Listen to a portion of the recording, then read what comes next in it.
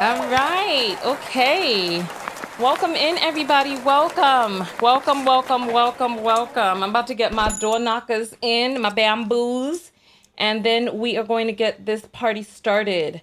I'm going to go live on these platforms, and I'm also going to be recording for upload to iTunes and other podcasting stations like Anchor and all around the net. All right? So, all right. All right. Okay, let's go live on these channels. Let's go live. Let's go live. Okay. All right. Okay. You know what? We're gonna change the thumbnail. We're gonna change the thumbnail. I'm gonna change it right now.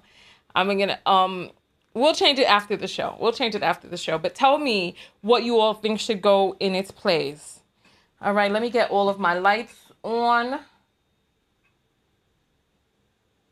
Okay. Let's see. All right. There we go. Oh my gosh, this is what happens when you don't. Okay, hold on. Okay, there we go. There we go. All right, perfect. Perfect, perfect. All right, let's go live on these other platforms. Let's go. Oh, some people love it, some people hate it. We'll see what happens by the time we get through with all of this. We are live on Twitter.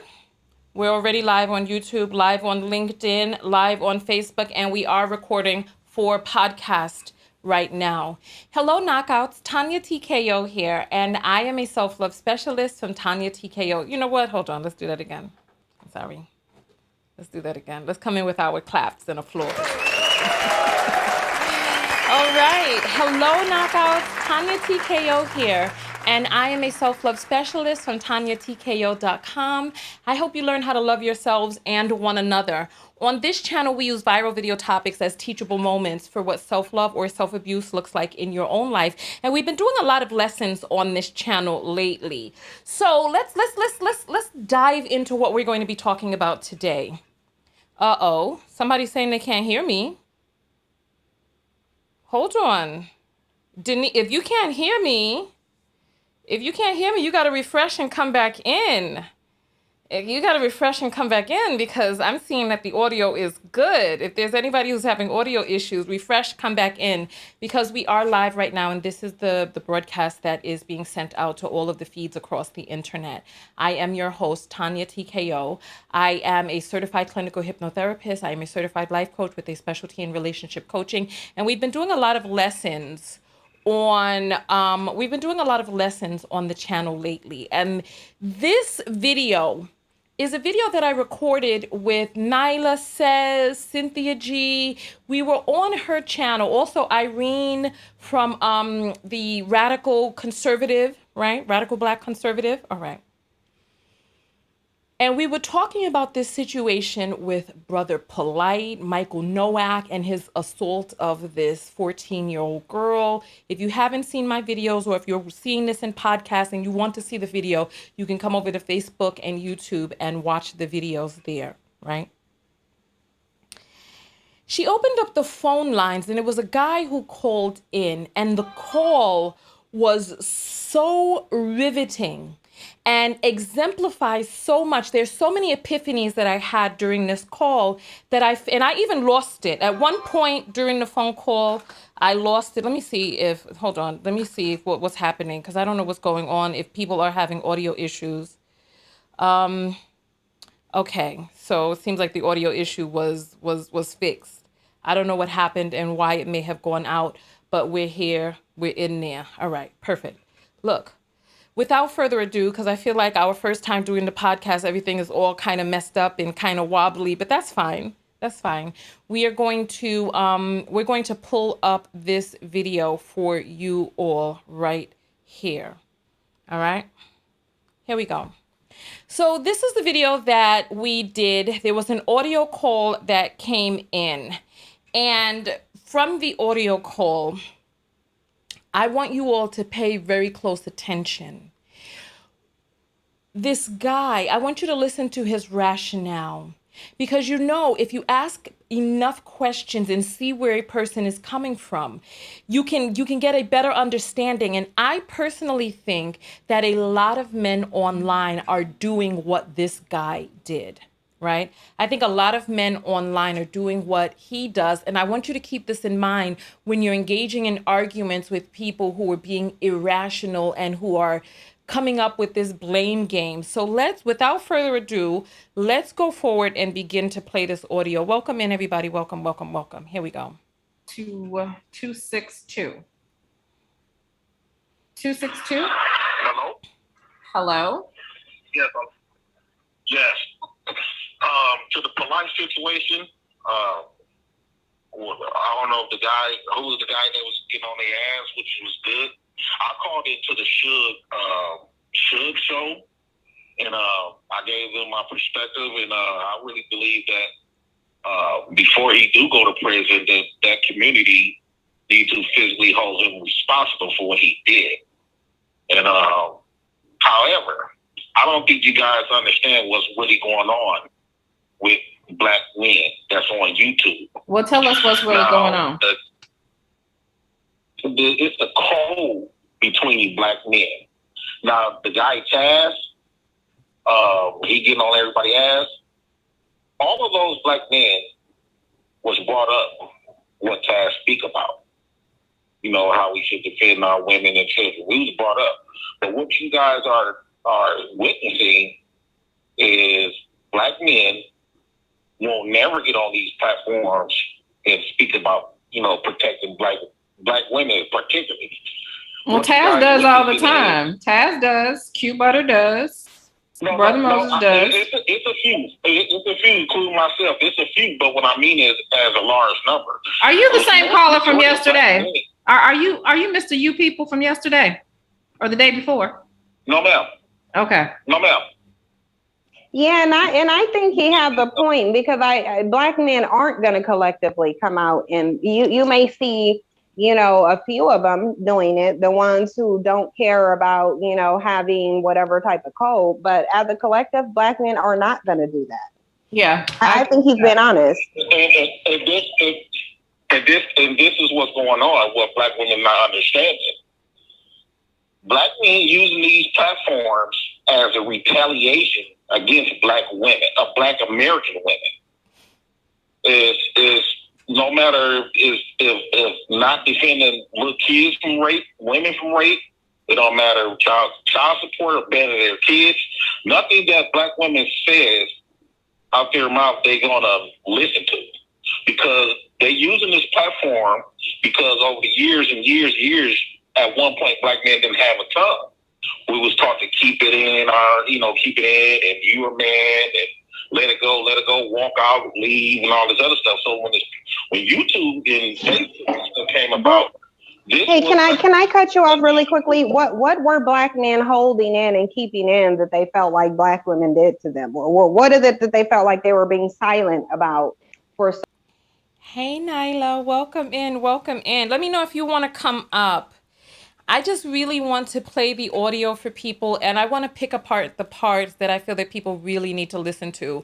And you know what? I think that a lot of us have men like this in our lives and that we come into contact with because they're out there, they talk to us, they say something, and we don't ask the questions. We just assume what we think that they mean. Like, I remember when I first used to really ask questions and have people lay out what they were talking about. People be like, oh, Tanya, you're acting stupid. You're acting like you don't know what they mean. No, you never really know what a person means until you start asking them.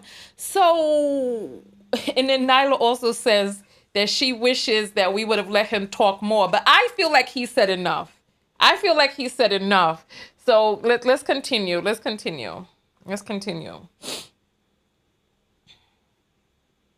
So long. Well, a lot of black men experience, as a collective, a lot of black men, which I say is coded, a lot of black men look at black women like the enemies. They look at black women like they...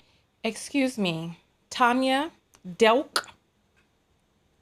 Maybe you don't know where you're at, girl. Don't get blocked this early in the broadcast. People will get cut off from their train of thought to have them answer a question or to direct the conversation. You're watching a channel and you're watching the host who are gearing the conversation for a reason. Otherwise, why don't you show us how it's done, Doke? Show us how it's done then. People don't get to come up and slather their balls all around on my broadcast, at least. Not unless exposure of said balls is what the goal is. But you're just not going to take your balls and beat them all around the broadcast, not making any damn sense. I personally feel that he got cut off just enough. Just enough. Let's continue going forward. Please, don't get blocked, baby. Don't get blocked. Let's go. Continue. They are white men in a black female body. And so I want you to hear what it is that he's saying. There's a lot of men out here who have this dusty mentality. He's talking about all of these things that we just take as fact. Oh, black men have had to hold this stuff in. Oh, black men have had to do this. We were taught not to cry. Black women were doing X, Y, Z. And you can assume that you know what he's talking about, but then you got to ask questions, right? So now he starts answering that black women are like white men in a woman's body, right? There's some of these men out here who hate you, that they see you as the enemy, they see you as their competition. They would harm you in the same ways that they would harm their oppressor, harm the men that they claim have been holding them back, right? Let's continue going forward. I'm going to rewind that just a little bit because I had to get a little rah-rah a few moments ago. We're going to check the apples in a moment. Let me refresh so they can at least come across the screen. But let's rewind just a little tiny bit here. Because he's talking a whole lot of, you can go into hypnosis as a person is talking. They're just talking, droning on and on. Some of you know this. You be in church, the pastor will be going on, and the next thing you know, you like, because they'll just be talking and talking and talking. And if some of the things you're not catching, and depending on the tonation, you can slip into hypnotic state. Let's continue. Black men using these platforms as a retaliation against black women, black American women, is no matter if not defending little kids from rape, women from rape. It don't matter child support or banning their kids. Nothing that black women says out their mouth they're gonna listen to, because they're using this platform. Because over the years and years, at one point, black men didn't have a tongue. We was taught to keep it in, and you a man, and let it go, walk out, leave, and all this other stuff. So when YouTube and Facebook came about, can I cut you off really quickly? What were black men holding in and keeping in that they felt like black women did to them? Well, what is it that they felt like they were being silent about for so long? Well, a lot of black men experience, as a collective, a lot of black men, which I say is coded, a lot of black men look at black women like the enemies. They look at black women like they are white men in a black female body.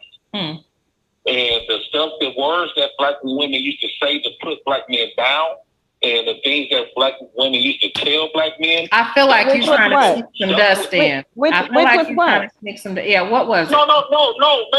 Yeah, no, I think that we need to hear it so you can hear how reprobate black men's mind is. Because it's going to show how reprobate their mind is. Because it's funny that they would think that black women are white supremacist men in suit, yet it is black men who have taken on the ideology. But go ahead, and continue. Yeah, I want to hear him too. No, I think you guys are very intelligent. I think that this was. We are not guys. We are women. I just had to say that we're not guys. You got some great value of the mind. I'm sorry. So listen, what he then begins to do at this point is he then begins to try to lodge a compliment And far too many women get caught up in a flurry the moment that a compliment starts coming their way. And listen, ladies, please stop letting people call you guys. Why don't you refer to a group of people as girls or gals and see how well the men like it? But yet we're so comfortable with allowing people to call a group of women guys. Let's continue. Mindsets of majority of black men coded all around America. You know, it's coded, even though they know that Polight is wrong. Sir, can we not get off track? What is it that they feel like black women were doing to them? What is it that yes, please answer that question Cynthia's asking. What did the black men who you say were holding all of this stuff in, what do they feel black women did to them? You said that black women were saying things. What was it that you feel black women were saying about these men? Hold on. Here we go. I don't know if you're playing or not, but I don't think you can tell from the look on my face that I ain't playing. Jamal Rector.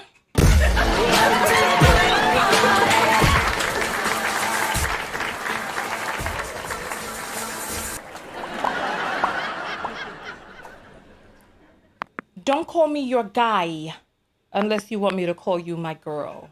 And if you're going to be my girl, there's a few things that you're going to need to take. There's a few things you're going to need to take if you want to be the girl in this relationship, because I will be penetrating. All right? So fall back, son. Fall back. You were in the block party. Listen, you all are making me have a bad impression over here. This is our first time doing the podcast. You all are making me raunchy audio. Listen, let's continue going forward. Let's continue. I'm sorry. Let me rewind just a tiny little bit. Don't play with me. Are very intelligent. I think that this was. We are not guys. We are women. I just had to say that we're not guys. We got some great value of the mindsets of majority of black men coded all around America. You know, it's coded, even though they know that Polight is wrong.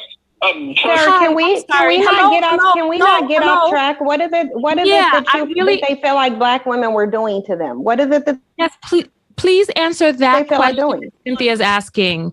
What did the black men who you say were holding all of this stuff in, what do they feel black women did to them? You said that black women were saying things. What was it that you feel black women were saying about these men?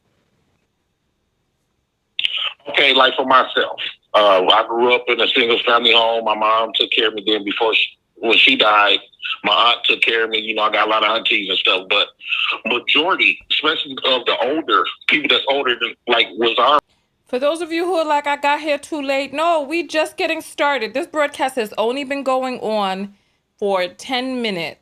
10 minutes. So you're good. We're still at the beginning part. Let me just rewind that. I want you to listen to how his family structure goes. We're going to call him out on it, but I want you to see if you can pick up on it before we call him out on it. Let me just rewind just a smidge. All right. Can we not get off track? What is it that they feel like black women were doing to them? What is it that yes, please answer that question Cynthia's asking. What did the black men who you say were holding all of this stuff in, what do they feel black women did to them? You said that black women were saying things. What was it that you feel black women were saying about these men? Okay, like for myself, I grew up in a single family home. My mom took care of me then when she died. My aunt took care of me. You know, I got a lot of aunties and stuff, but majority, especially of the older people that's older than was our daddies, those men felt like Sarnetta age, those men felt like black women portrayed them for the white man.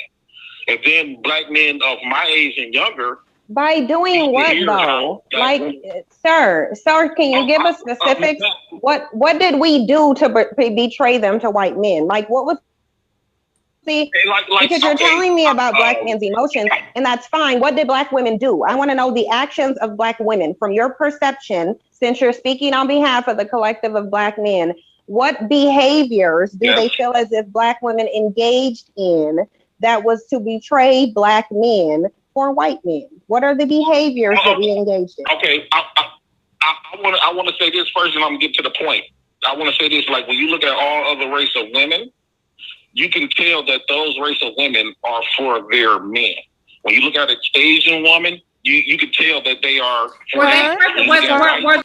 Now you see he's going off on some sort of tangent. He needed to be cut off. He needed to be. First of all, there's no woman that dates out and marries out more than Asian women. I don't know. It's like these people, they just come up and they just start talking. This is why you got to listen, ask questions, and delve deeper.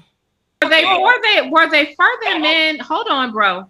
Were they for their men when they were burning their bras and leading all of these movements against their men? And having sex with black men? Right, and having sex with black men and all that. Were they for their men then? Well, he's deflecting though. He didn't answer the question about what black women did. He started keeps talking bouncing about around. He keeps bouncing around, sir. We're not asking about the behaviors of other women. We want, sir, hold on. We're gonna walk through this together. I know. Calm down. We're gonna walk through it together. We want to know what behaviors did black women I know, sir. What behaviors that black women engage in to betray white men? What were the behaviors? What did we do? We want to understand you. What did we do? Okay. Do I got the mic? You absolutely do. Okay, now, from what I witnessed growing up as a black boy, those, when I say they portrayed the black man, like for example, when we speak about welfare, those dads, like my dad, the system used to come in the house with me and my mom and make sure it wasn't nothing in the house that possibly a man could have bought. So a lot of times, a lot of those men leave, and then when we hear black women like bashing us for leaving, no one never asks. Why did black men leave? Why did black men okay, wait. No, I have to. All right, let's pause that real quick. Irene is about to jump in on him. But do you hear what he's saying? His rationale is that the system would come in and look around the house and see that there wasn't anything there that a black man could have bought or that a man could have bought in the house. Remember, we broke down the movie the other day. We broke down the movie with James Earl Jones and Claudine. We broke down the movie. This sounds like something that they watched the movie and then they were like, yeah, so that's what happened.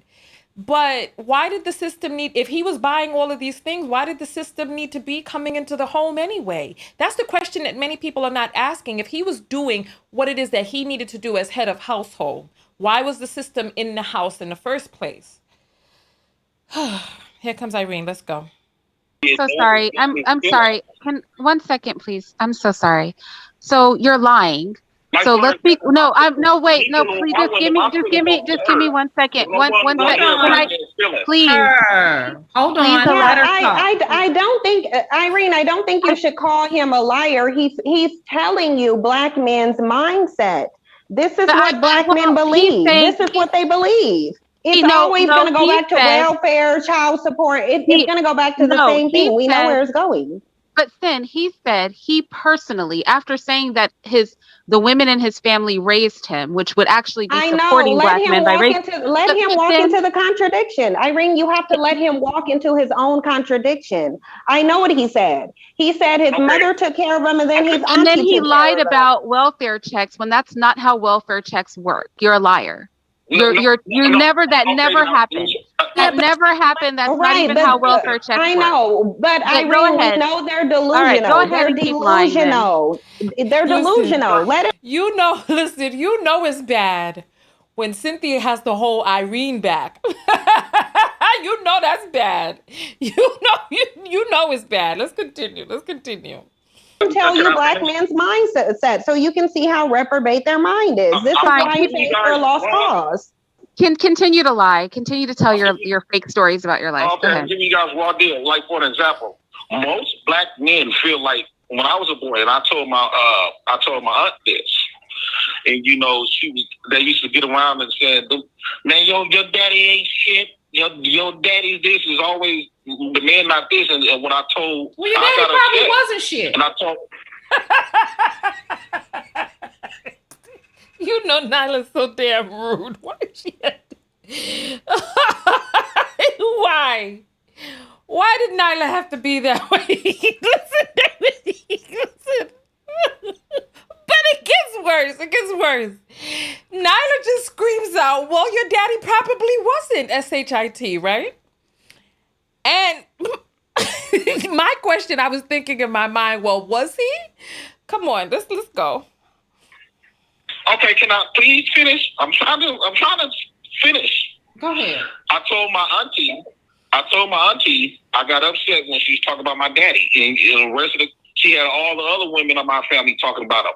And I said, well, you guys didn't take care of us. They was like, who was in the house with you? I said, no, welfare took care of us. You just freeloaded. The majority of black men. You just said your mom and your aunt took care of you. Now you're saying that they didn't?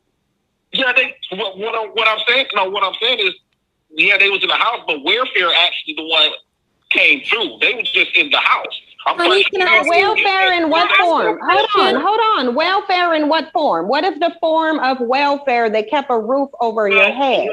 In our state, majority of women was getting $600 a month. They was getting free housing. It depends on how many kids you get. That's how many. Nobody gets free housing. Nobody gets free housing. You don't just get free. You don't just. If you're referring to Section 8, that is not free housing. There are no programs where you just get free housing. $25. Their rent was $25. The rent that your dad should have been paying. The rent that your dad should have been paying, but he failed to. So your mom and your aunt had to do it. That's my question, Cynthia. I have a question for you, sir. Excuse me. Hello, sir. Sir, can I ask you this question? Sir, can you answer this question? Sir, can you answer this question, please? You said your mother died and that your aunts took you in. Why did this great father of yours not take you in when your other parent died and you were all alone in this world? Why did your great, wonderful father not take you in? Explain that. I got to answer.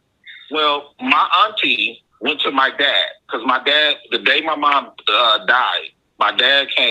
I need you to listen to this. Please listen to this. I will rewind it just a smidge so that you can hear, because this is an important part. Why did his father not take care of him? Because far too many men blame the women who stayed in the fight and absolved the man who left and ran away. They blame you for being there and taking care of them. They blame you and create this God complex, this around the parent who left, this perfection. Here, let's go just a little bit. To this question, sir, can you answer this question, please? You said your mother died and that your aunts took you in. Why did this great father of yours not take you in when your other parent died and you were all alone in this world? Why did your great, wonderful father not take you in? Explain that. I got to answer. Well, my auntie went to my dad because my dad, the day my mom died, my dad came over there to get 3 of his children. And my auntie came to my dad and said, my mom named Eunice. And she said, she told my dad, Eunice, I understand these your kids, but Eunice made a request if something ever happened to her, she wanted me to get her kids. And at the time, my dad was living in the house with 7 of his other kids. So he said, well, he still maintained to be in our lives. But he said, okay, that's good because as to 3, that would have been 10 and 1. Is anybody listening to this? He was living in another house with 7 other children, and he said, well, that's good because 3 more would make it 10. I want you all to hear this. The day his mother died. Listen, the day his mother died. Let's continue. One house. He couldn't do it by himself. So he said, okay, why? That's why Eunice said that. Why couldn't he do it by himself? Hello? I'm talking. Because he was already taking care of 7 of his children at one time. And who else's job? Whose job was it to take care of those 7 children? Right. I mean, he made them, so he should be taking care of them. You think it's unfair? You think it's unfair for your father to have to take care of all of the children that he created? Yeah, but now this is what I feel. Sir, question. And I'd really love if we did ask you so that we can get the answer from you, that you just stop trying to overtalk so we can get the question asked. So my question to you, sir, is this. I'm not a guy, so I don't know what guy you're talking about. I'm a woman. And so my question for you, sir, is it possible that when you were a child, that you saw things with a child's mind and that you weren't really able to rationalize as an adult rationalizes? Is that possible? Yes, that's very possible. Okay, so then the next part of my question is, you were a child at that time. There were adults that were talking, and listen, I'm a certified clinical hypnotherapist. And so the subconscious mind is formed by the time that you're 9 years old. Then the critical mind steps in. But the bulk of the way that you see things, all of us, comes from the programming that we received as children. So it's possible that there were things that were going on with the adults that you as a child were not really able to see. And as you have grown, you have not challenged these ideas. Your father had more children than he could care for.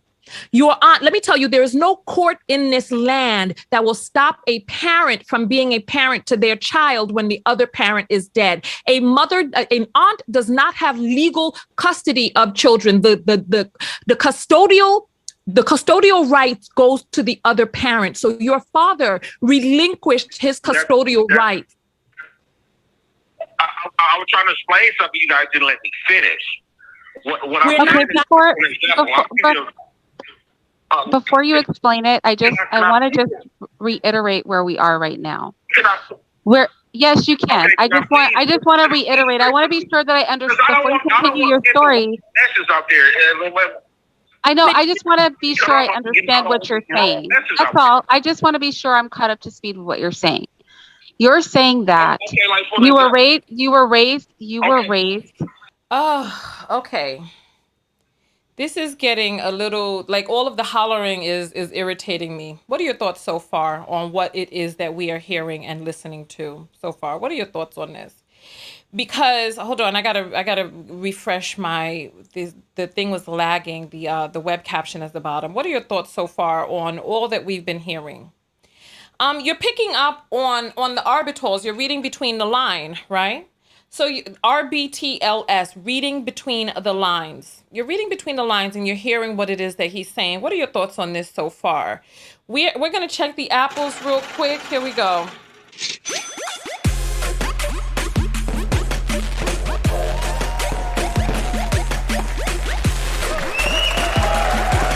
All right. Thank you all so much for sending the Cash Apps through. That is a great way that you can support the show, as well as joining the Text Notification Squad. And the link to the Text Notification Squad is in the description, as well as the link to send apples through, which are read live on the air. So Tyrone sends $20 and says, I've learned a lot and still in training. Thanks. 6. So thank you. I appreciate you coming through with that. Lisa Donnelly sends $2 and says for support. Thank you so much, Lisa. We appreciate that. Alvi sends $2 and says, before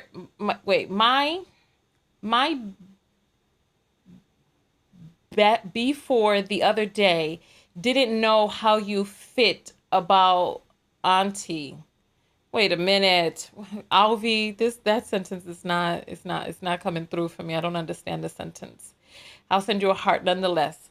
And Michael R says, Black men on YouTube are dangerous. I really do think that there's a lot of dangerous things being spewed in the manosphere. You know what? My thing is still acting up. Let me get my web captions together real quick. Let me just do this real quick and get back in on my web captions. And then, all right, here we go. There we go. Hopefully this will continue to work. All right, so I'm ready to get back to the whatchamacallit. Let me send you a heart. Thank you. All right, what are your thoughts so far about all of this? Hold on. All right, here we go. We've had to have another block party, but this person didn't even deserve the celebration. He's just gone. No mention of his name or anything. Just gone. Silently in the middle of the night. That's it. Just like that. All right, let's continue forward with this. You were ultimately raised after your mother passed, that your mother first was raising you. Your father, who had 7 other children, was not living in that home. Your mother turned to welfare, which is understandable if your father had so many other kids to support, to supplement the income that he could not help to contribute to your household. And you have animosity about that. You think that kept your father out the home, not his. Wait a second, let me finish. You can correct me after I get it out. You think that welfare is what kept your father out the home, not that he had a large family of children and simply didn't live in your home. Then your mother passes and your aunt takes custody of you. Your father voluntarily agrees to this because he says, I don't want to have 10 kids in my house, so you go ahead and keep 3 of my kids. And then your aunt benevolently raises you the way she would her own child. And this story is a story you're telling us to give us an idea of what is wrong with men's minds, that they would defend Polight and demonize a child. Am I following you? No. That's the purpose of this story, right? To explain why men would demonize a child in case we're Polight. Okay, all right. I'm trying to finish. You Why does Nylah do this? Why is she hollering out for her? Nylah, why do you do this? Why when they start screaming and you hear him, he's hollering. He's just hollering. Why is he hollering like this? Didn't she tell the exact same story that he said? That's exactly what he said, just in plain terms. Calm down. You calm down.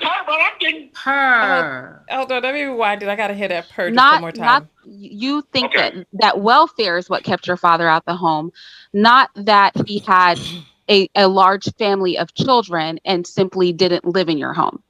Then your mother passes. So remember, this guy created 7 children that he could not care for. The story gets worse. Listen, he created 10 children that he could not care for.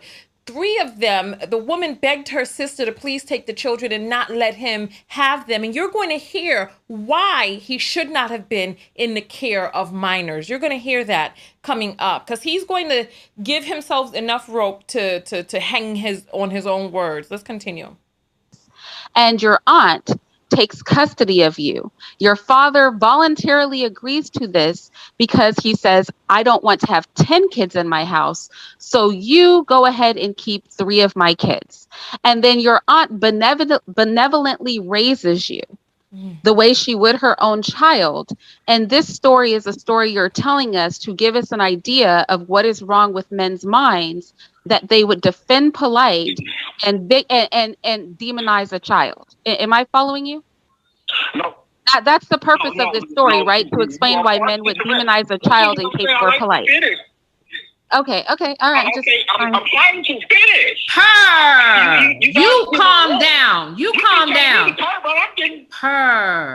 trying to finish. Calm down. Go ahead.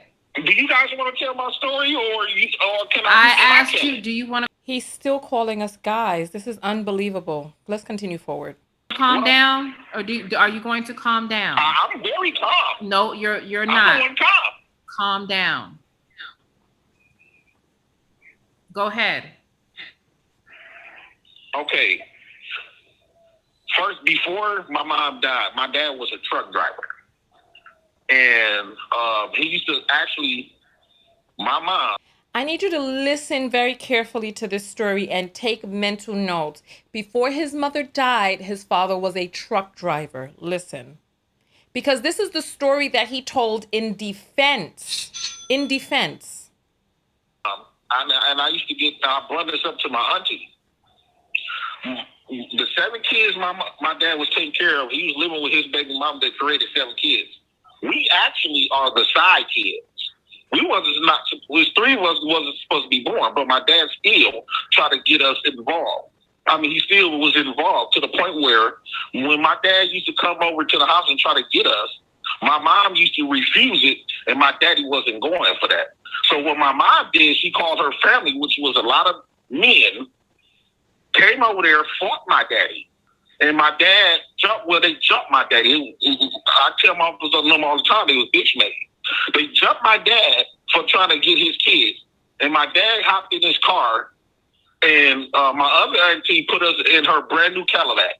And my dad went in his car, he told himself, if I can't have my kids, nobody can. So he went in his car, and he just drove 90 miles per hour and smacked the car. He said he wanted to kill everybody in that car. And so what ended up happening is he ended up losing his trucking license behind that. Whose fault is it that he lost his trucking license? Whose fault is that? He got in his car and drove 90 miles per hour and tried to kill everyone in the car. Whose fault is it that he lost his trucking license? Somehow, listen, so he's saying that his father would come over and his mother did not want him to have access to the children. For whatever reason, she is a grown woman, decided that this man needs to have limited access to the children. Even on her deathbed, she begged her sister to please not let him have access to the children and to please take the children and keep them safe. Even in the aunt's care, the father rammed a car into her car and tried to kill everyone in the car, his children included. Let's continue. Because you all are hearing what I'm hearing. So his career, when he was making all this big money that he was able to afford to raise 7 kids, plus he's doing stuff for us. So all of that's going. Now he had to work at a car wash. He went from being a truck driver, and I don't know if you guys know, truckers make good money. So he went from being a trucker to working at a car wash. And he still was managed to provide for at least the 7 of his kids. So that's when my mom died. At that point, that's when my auntie said, Eunice want me to keep the kids and all this other stuff. And he brought that up to my auntie. He said, well, after the incident we ended up having, I can't afford it like I was able to. But he told my auntie that I'm still going to be involved. Can I get my kids every weekend and stuff like that, which he did. And so when my auntie got us, I felt like my auntie was giving us for a check because, each kid, my auntie was living in a 2-bedroom house. Was she feeding y'all? Hold on. You've been going on. Was your auntie? Hold on. 1 second. 1 second. Was your auntie feeding you? Yeah, food stamps. Yeah. Right. Was she feeding you? Were you able to bathe? I mean, yeah. Did you have electricity?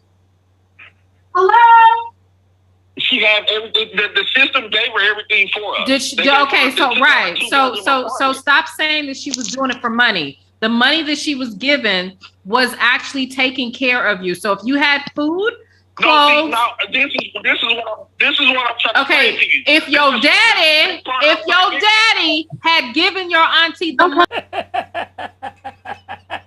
I'm sorry. The thing is that he makes women have to come out of their element.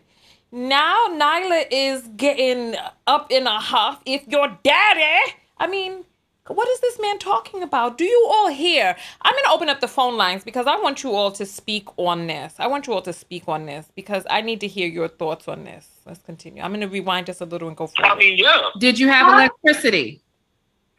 Hello? She had everything. The system gave her everything for us. So stop saying that she was doing it for money. The money that she was given was actually taking care of you. So if you had food, clothes. This is what I'm trying to say to you. If your daddy had given your auntie the money, then she would not need the money from the welfare system. No, I was not calling the children. You cut me off, so you didn't fully understand my story. I'm so sorry. My auntie used to put us out when the chest got cut. Now she went from a 2-bedroom house to a single. Why didn't your dad take care of you? I'm sorry, I can't even get my door open. There's so many boxes. My aunt My aunt allowed a man that's I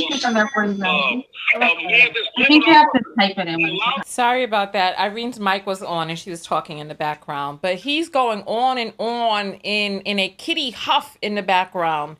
It's just so much. That's what I normally see people pushing buttons. And he came to the house and wasn't doing shit. And she kicked me out. I told my auntie, I said, how you kicking me out? Only reason why you got this house is because of me and my sisters. Your man didn't do shit. He just a dumb. Okay, so all right. So at the end of the day, hold on, sir. So at the end of the day, your problem is you feel like your aunt was negligent, but you don't feel like your father was. Did his father try to kill him? Did he say his father tried to kill him? This is when it registered to me. This is when it registered that I was like, did I hear what I think I just heard? So I'm asking whether or not he said his father tried to kill him. Let's continue. Mm-hmm. No. So I'm sorry, sir. You said that your father was. I'm sorry. Hold on. I need to understand this. You said your father in a violent rage. 5 persons at a time. So I'm sorry. You said that your father, who had 7 children, that you all were the side children, in a violent rage. He said if he can't have his children, no one would. So he tried to kill you and all of the children in the car, crashing it. He lost his trucker's license, became a broke bum working at a car wash. I'm sorry.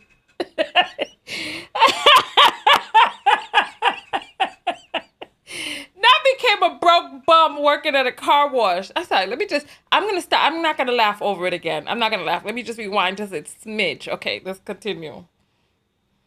We don't know how you behaved as a young adolescent. Hold on. I'm sorry.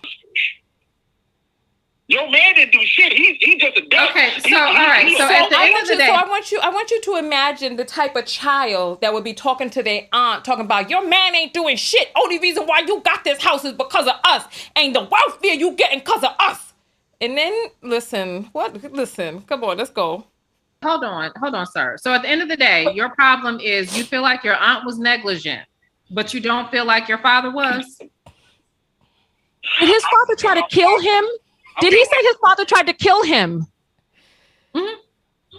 No. So I'm sorry, sir. You said that your father was. I'm sorry. Hold on. I need to understand this. You said your father in a violent rage. 5 persons at a time.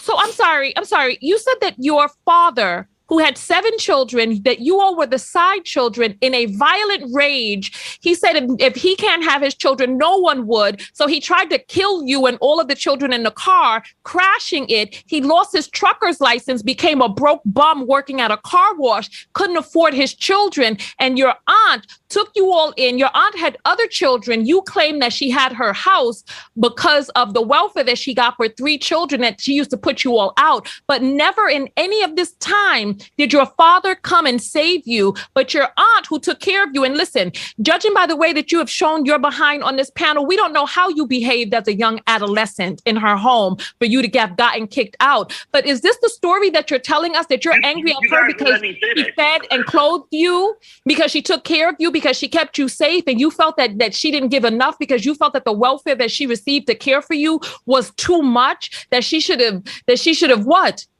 What should she have done? Listen, your father would have had legal custody of you. Hang on, you guys got to drive for a second. I got to walk away. Okay. Your aunt did not have legal custody of you because your father, was your... Story, or am I going to tell my story?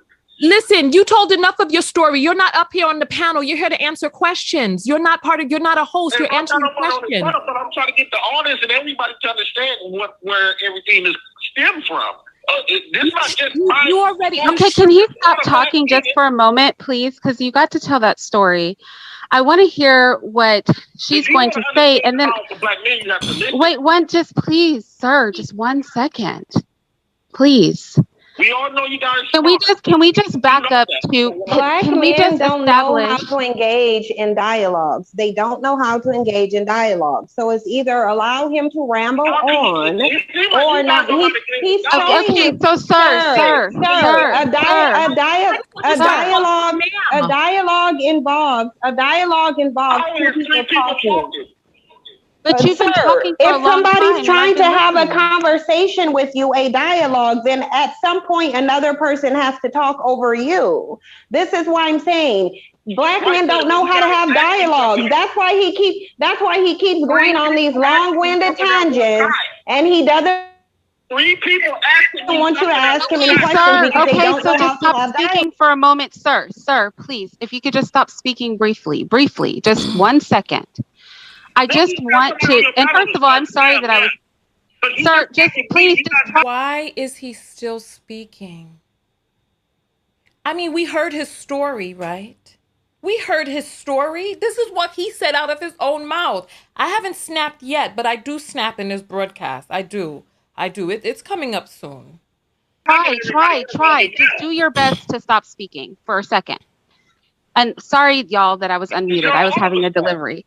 But I want to say this. Do you think it's possible that you may have an issue understanding yourself? So, for example, you said that your mother, that welfare took Black men out the home, and you know this for a fact because essentially, let me finish, please. Because essentially, welfare took your father out the home. Listen. But then when you told us the story, you said your father was never in the home, that your father was in another woman's home, and you and... Listen. Irene, the award goes to you at this moment.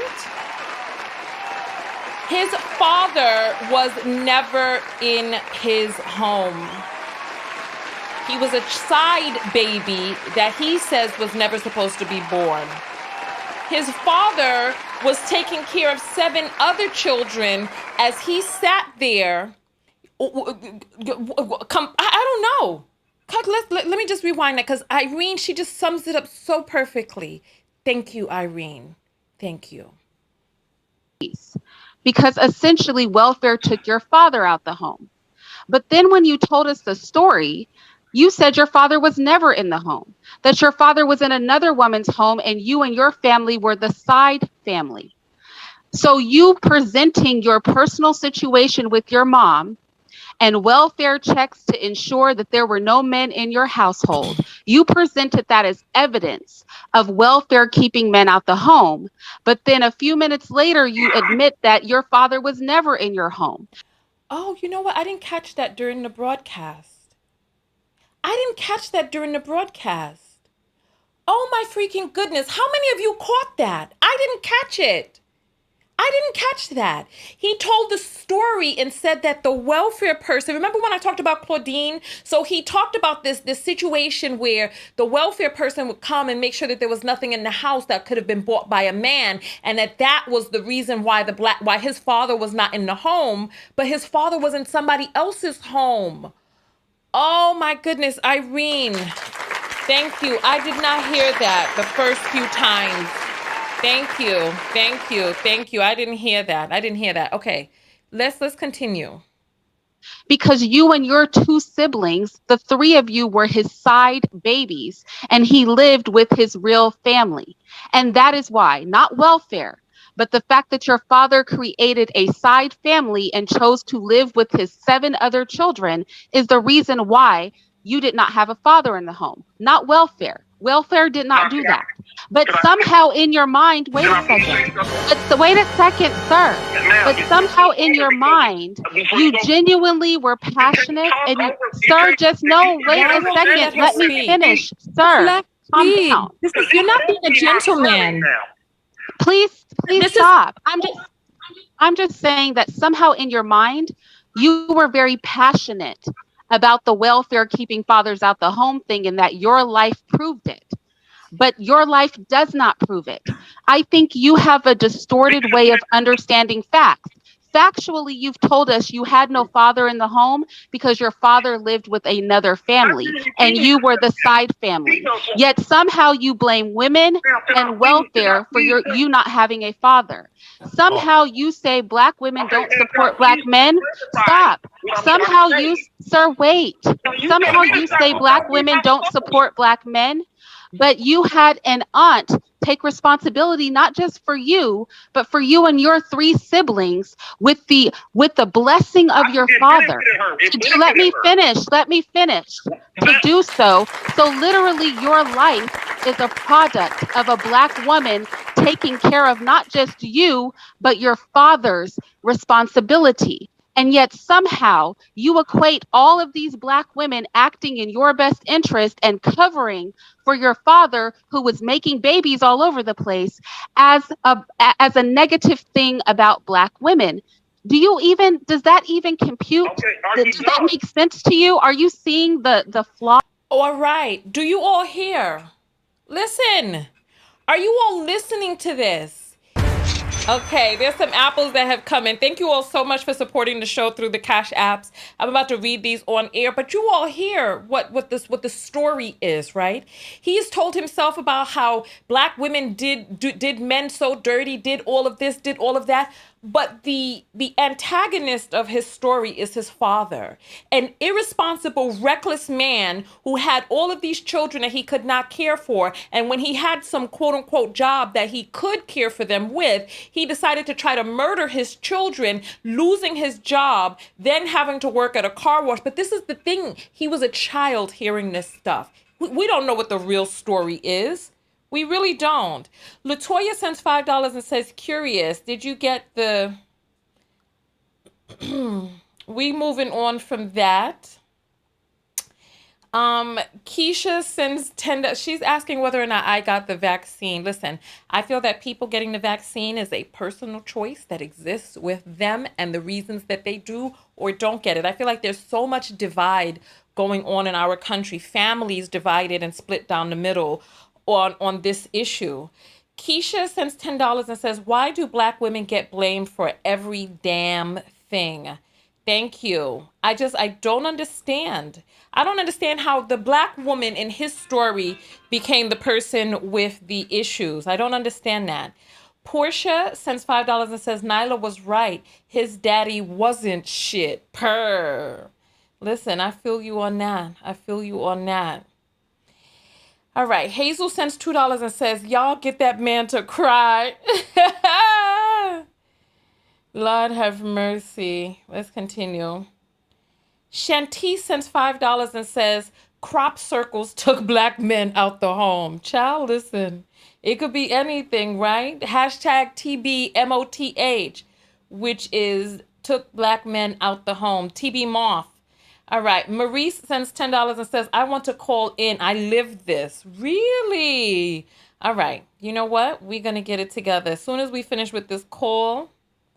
All right. Thank you. Listen, are you all ready to jump back into this? Because this is some real cognitive dissonance here. Let's continue.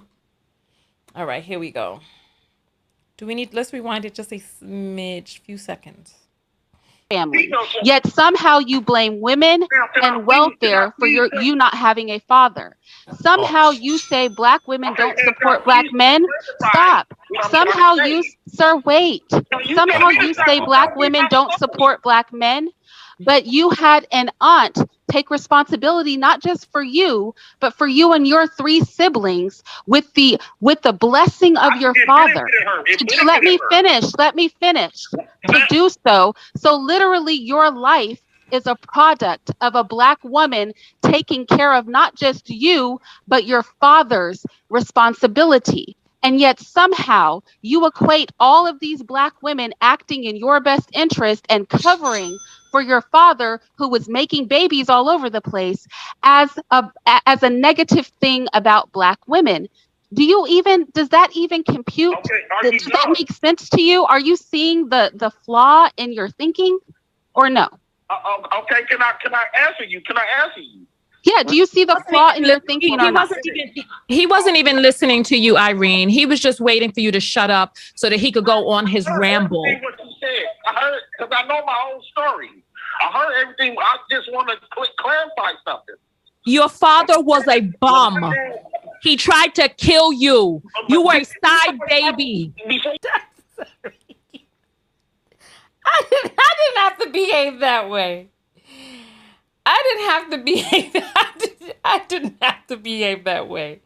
Nylah, I'm sorry for behaving that way on your platform. I didn't have to do all of that. I didn't. But it's like he wasn't hearing. Hold on, let me just rewind just a smidge. It's just a smidge. Okay, can I answer you? Yeah, do you see the flaw in your thinking or not? He wasn't even listening to you, Irene. He was just waiting for you to shut up so that he could go on his ramble. What you said. I heard, because I know my own story. I heard everything. I just want to clarify something. Your father was a bum. He tried to kill you. You were a side baby. Before you start talking about my daddy, let's keep it respectful. Don't talk about my daddy. Because we're not talking about your dad. But you were talking about your mother and aunt who cared and raised you. Sorry, do you want to talk about my father? Okay, and this is when I lose it. He said something along the lines of, we ain't talking about your father. And then I lost it. So please, just grab onto your seats because I have to hear what it is that set me off because I went off the rails at this point. Give me 1 second. Let me hear it. 1 second. I heard, because I know my own story. I heard everything. I just want to clarify something. Your father was a bum. He tried to kill you. You were a side baby. Before you start talking about my daddy, let's keep it Don't talk about my daddy. Because we're not talking about your dad. Oh, that's what he said. He said, because we not talking about your daddy. And I lost it. I have never been, I lost it. I went into a realm. I just went off. Anyway, I'm listening to this for the first time with you all because I lived this, but now I'm listening to it. Here we go. Let's go. But you were talking about your mother and aunt who cared and raised you. Sorry, do you want to talk about my father? Because my father was not a bum like yours. Your bum-ass father tried to kill you and then got a job at a car wash and he didn't take care of his responsibilities because the N-word had 10 children. Are you joking? You can't talk about my father because my father did not treat us like yours did to you. And then you have the nerve. You have the nerve to blame black women. You have the nerve to blame black women when black women saved you. Your aunt saved your life. She kept a murderer away from you. Your father tried to kill you, son, and you wonder why people didn't want to give him custody of you. She saved your life. Facts. Well, you weren't put in a position that black men get put in.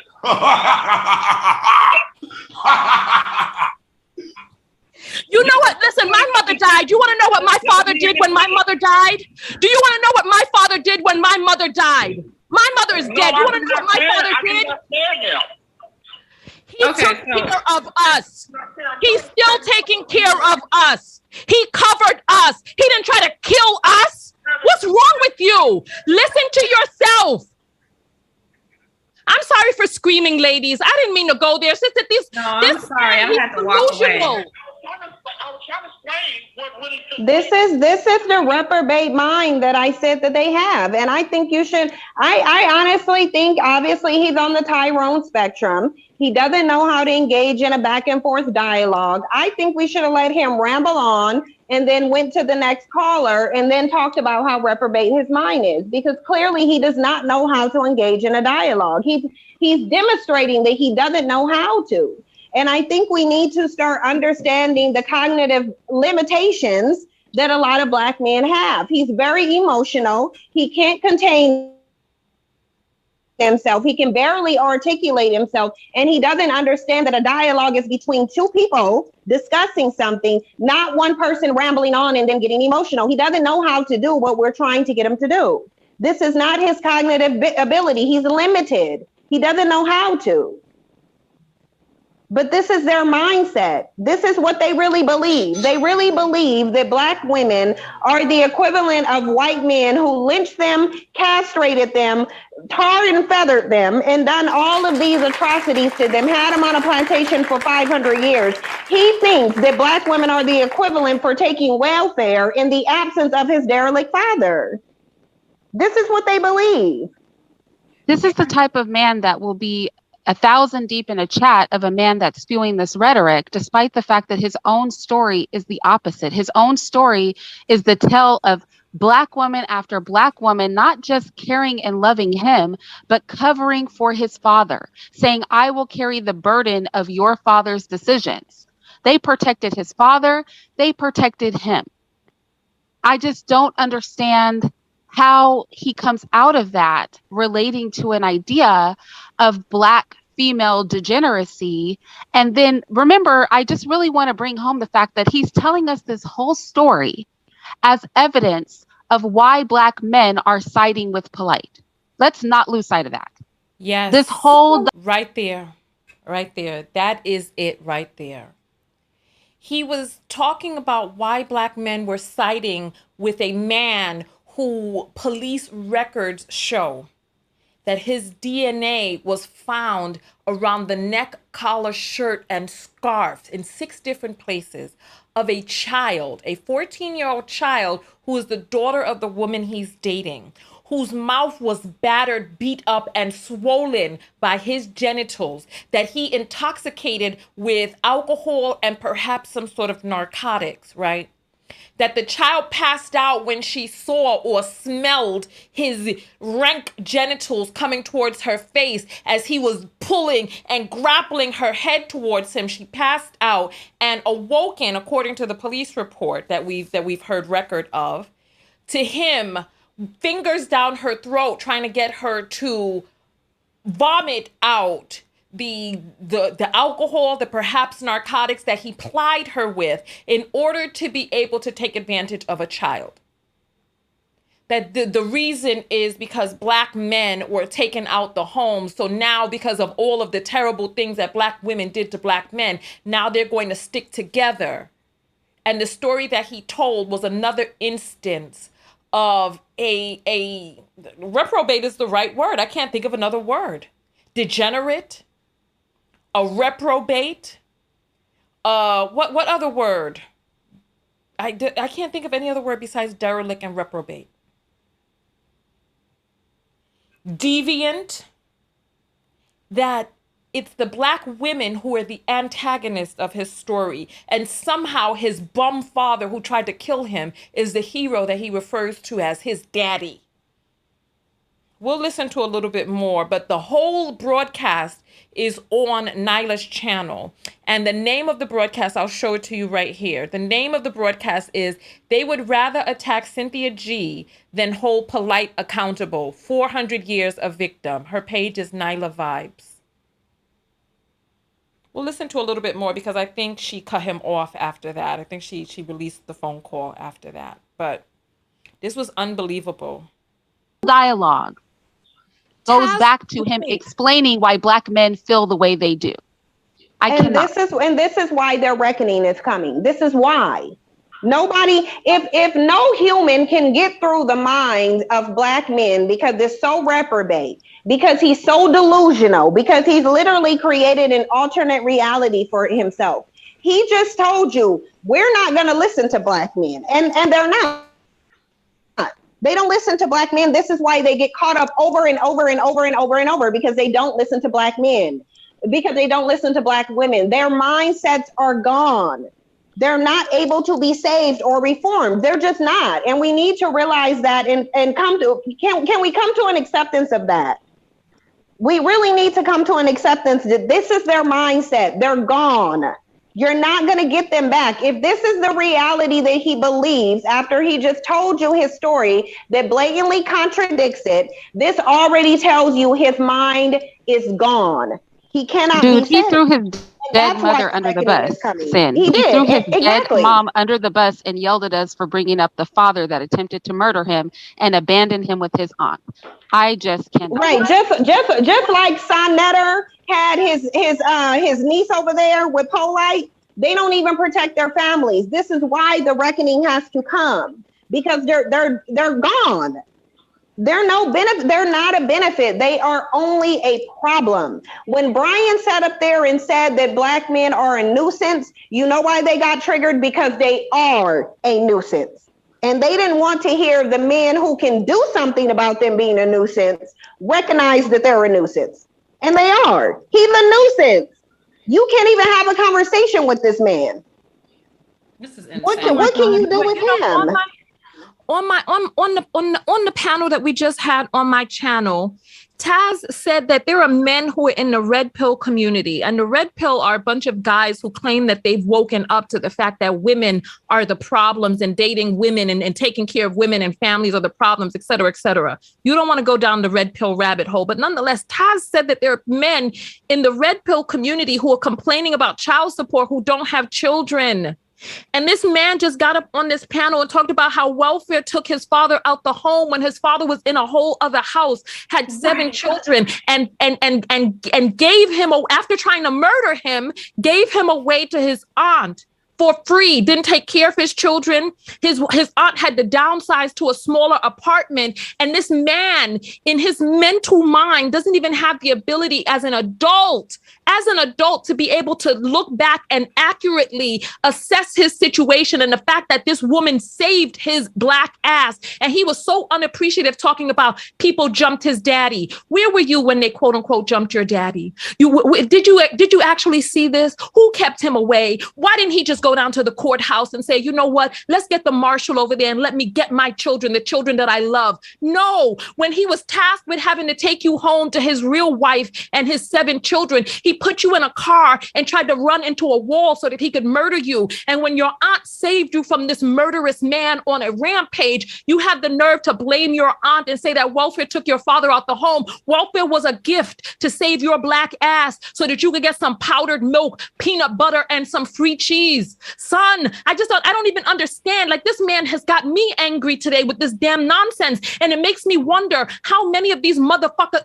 effers online are telling these damn stories. And then when you start peeling back the layers of their stories, it doesn't hold up. It's literally all, it's more than half. Woo-wee!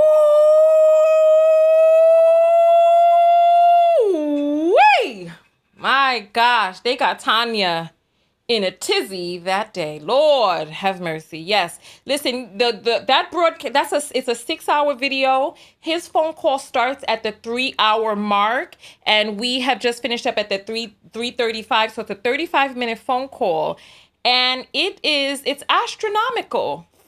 I would not have believed this had I not heard it with my own ears. So what we're going to do right now is we're going to open up the phone lines. You can tell I'm a little tired. This is my second video of the day. My eyes are looking watery. All right. I'm going to open up the phone lines because there are people who want to call in. This is stunning to me. Stunning. Oh, you know what? We have some apples that have come in. So let's get these. Hey.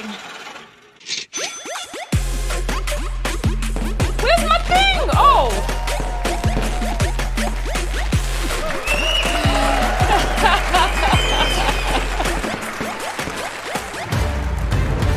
All right, the apples are here. Let's read the apples that you all have sent in. My goodness gracious. And we're going to get the phone number up. Just save the number because that's the number for our broadcast. 323-488-3149. That's the number. Get ready to call in. Shelly sends $5 and says, I tip my hat to you ladies for not hanging up on him. You know, eventually he did get hung up on, apparently. Shevegas sends $2 and says, Black men can initiate visitation rights. Stop blaming women. Absolutely. And the courts actually look favorably upon men and fathers who take an interest in their children. Tamara sends $5 and says, please check your email. Okay, I'll check my email. I will check it. Tremaine sends $10 and says, your commitment to the truth. Thank you. We appreciate that. Keisha sends $10 and says, shameful. He can't appreciate his aunt's sacrifice. No, he can't. He can't appreciate what his aunt did for him. Lisa sends $2 and says, space aliens took black men out of the home. So, look, crop circles, space aliens, welfare, free cheese, a cardboard box. Somebody said Colgate took black men out the home. Lisa, okay, this was the same one. Space aliens. Then Ursula sends $20 and says, he should be mad at his dad. Or her should be mad at his dad. Yes, exactly. He should be, but he's not. And why is he not mad at his father? Makiba sends $40. Thank you, Makiba. And Makiba says, loving this. Thank you. We appreciate the love. Thank you, thank you, thank you. Toy Joy sends $10 and says, for your stress, girl, I'm learning a lot. I need to hear what it is that you all are learning from this madness. What are you learning from this madness? I want to hear. So, Cherie sends $3 and says, I'm not getting my text notification for live. Cherise, when did you sign up? There are some people, when you submit the application, your number doesn't come through because you don't type the number out into the browser. And so when it goes over, it doesn't show up. So if you're not getting your text notification, most likely your number didn't come over. So what you have to do is you have to send me a message. Go to TanyaTKO.com. Make sure that you're writing me from the email address that you signed up with and give me your phone number and I'll update it for you. The text note, for those who don't know, the text notification squad are people who get a text 15 minutes before the live starts. It's $1.99 a month or $4.99 a month if you're international. And you get the text 15 minutes. You get to come over, listen to the music as we get started. And you can find me on any platform that you get the link through, even private broadcast. So I'll take care of that. Just holla at me. All right, Miliani sends $2 and says that man needs therapy. It's sad, but he won't get therapy because he probably doesn't even feel that he needs it. Pretty sends $2 and says, where is Super Mammy? There was one in the comments earlier telling us not to cut him off anymore, that we should have let him talk. Ugh. Daphne, hey Daphne, welcome girl. What are you doing awake? It's early. She sends $1 and says, purr. I know that's right. Listen, thank you so much. All right. So let me open up the phone lines right now. 323-488-3149. While we are waiting for the first call to come in, we're going to play the commercial real quick. Are you tired of missing Tanya TKO's live videos? Arriving late when the video is well underway or about to end? Are you fatigued of only seeing a live video randomly while perusing YouTube and Facebook? Or worse, randomly unsubscribed? Well, now you can get a text notification whenever I go live. No longer are we dependent on the algorithm of these fickle platforms. For just $1.99 a month US and Canada or $4.99 a month international, you get a personalized text message 15 minutes before each live show. Now you can show up early with the Text Squad, meet other people from all over the world, and get invited to secret broadcasts off platform.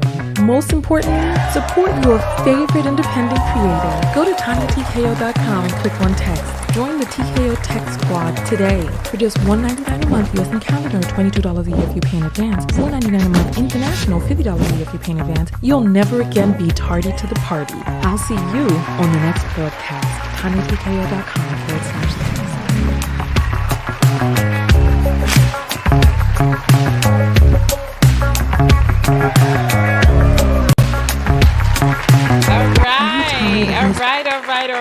All right. Welcome. You are on the air live with Tanya. What is your name? Hi, Angel. Hi, Angel. You again. Welcome, Angel. Welcome onto the line. So tell us, what is your comment about all of this madness? Tanya, what in the pampa was a Rolling Stone? Where he laid his hat, it was his home. It's going on. Girl, what is going on? I need to know myself. I feel like this is one of the definitions of a hurt child. Like, I feel like when he was trying to tell and explain his story, it reminded me like when one of my little cousins would try to tell a story, you're like, wait, that don't add up. And then, wait, okay, there's another part. But let me tell you this. But wait, wait. But then let me add this part because, and it's like. Right. So Nylah said that we should let him talk some more. What more do you think he could have said that could have cleaned that story up? What do you think he could have said that would have changed things? Nothing, because I don't think he really wanted to look and see that, like, my daddy wasn't shit. Like, to be honest, like the decisions he made, the way he lived his life, my daddy wasn't shit. I don't feel like as a man, he wants to see that truth, because then he'll really have to sit down and say, hey, I'm a side chick baby. Yeah. My daddy had a home, had a house. Yeah. Yeah. My daddy chose to be there in that home full time. Yeah.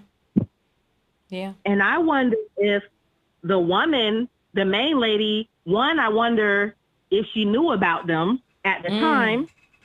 Maybe not. Maybe that's why he tried the flowers in the attic them. Yes, because you'll walk away before you try to kill your kids. He could have just never came back. They could have never seen him. They wouldn't have knew. He would have been taking care of his 7 kids and his main lady. You know what I'm saying? And meanwhile, him as an adult, he's rationalizing. This is the story he's come up with in his own mind. I don't understand it. I don't understand. That's not okay, because it's like, what? So it's like internally, you hate Black women so much, you're okay with the person who helped bring you into this world. First of all, how he said he wasn't supposed to be here. So it sounded like daddy was offering abortion money off real. 1. 2, you're okay with this sperm donor trying to literally kill you? What type of psychology do you have to work through in your mind to be like, oh, I'm okay with my parent trying to kill me? Yeah. Yeah. I don't get it either. Yeah. I don't get it either. 10 children, 3 of whom were the side kids that he said, like you said, weren't supposed to be here. That when so in his mind, he's like, oh, the reason why my daddy couldn't come around is because they jumped him. And that's what, so I don't understand. If somebody jumped you and tried to keep you from your children, what would you do? Man, it'd be WWE SmackDown and that thing. Like, who could keep you from your children when you really want to be there? Who could keep you from your children? There isn't a force on this earth that can keep a parent from their child who wants to be in that child's life. There's not a force on this earth. There's no force that can keep a mother from her baby who does not have physical impediments. Like if you have some iron bars and you can't get around, that's a different story. But there were no iron bars on him. My dad kidnapped my sister for like 2 weeks. And my stepmom said she was going crazy. You said, girl, I called the police and all. But she said at the end of the day, it's his child. I couldn't do nothing. Said, child, you went and picked your sister up from school one day and had my baby was gone for 2 weeks. And I was like, damn. That doesn't sound very responsible either, but listen. She was wearing the other daughter church clothes. My dad and my sister they were sleeping together, but they were sleeping on a mattress on the floor. And my stepmom was like, no. She has a whole room with her own bed. That wasn't cool, but I was just saying that as an analogy of if your parent wants you, if your dad wants you, hey, they can make a way and they'll make it happen. Thank you. I feel you on that. Thank you so much. Thank you for calling in. All right. Phone lines are open. Oh, back to back. You're on the air live with Tanya. What's your name? Hi, my name is Dee. Hi, Dee. What is your comment today? After listening to his rant, I honestly feel like emotionally he is the same person he was the day that car crash happened. It feels like he was stuck and he still has the rose-colored glasses off. I heard in the podcast when you asked him, was it possible that he saw it through rose-colored glasses? I don't think he ever took them off, Miss Tanya. And Nick, and you're saying that there could be some brain damage too from the accident or the attempted murder? I'm being sarcastic. Maybe he had some emotional damage from that crash, because 90 miles an hour is a miracle to walk away from. I wouldn't be mad at anybody. I'd be thanking God I was still alive, whether I was 2 or 20. You know, well, you never know. Something he could have bumped his head. I had a roommate in college that used to be like, "You bumped your head."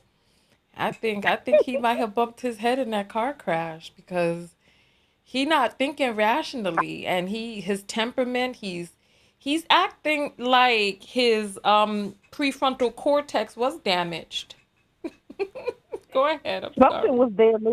Something was damaged, but I mean, he was windmilling for his father's life in the comments. And when she broke it back down, literally what he said, his initial reaction was to get defensive. Rah, rah, rah. That's not what I was saying. No, baby, that's exactly what you said. You just didn't realize it because you're so busy trying to defend instead of not. He understood what was saying. He didn't want to receive it. He didn't want to accept it. He full well understood what you said, because he wouldn't have got so defensive and what everybody else was saying. Sorry, ladies. You think he did understand?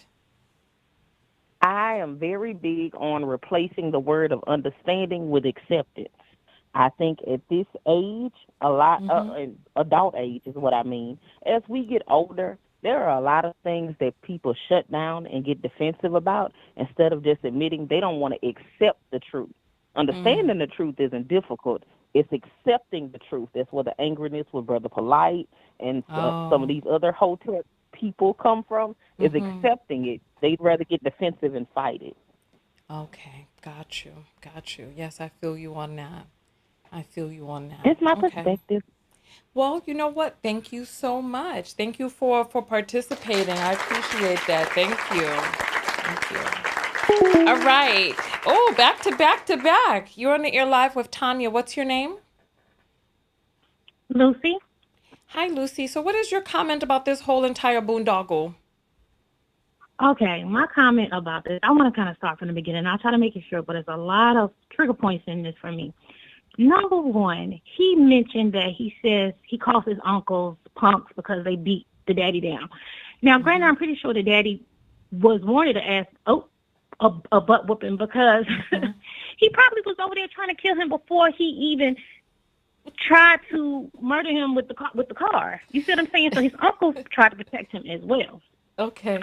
So that's one point. So you think that was an alternate attempt, that there had been prior attempts on his life? Exactly. And he's mad at the dad. He's mad at the uncles. That's number one. And he probably was protecting the aunt and the mom. Well, I think the mom was dead at the time, and the children or whatever. So he got beat up. So his answer was to try to kill everybody. All right. Great.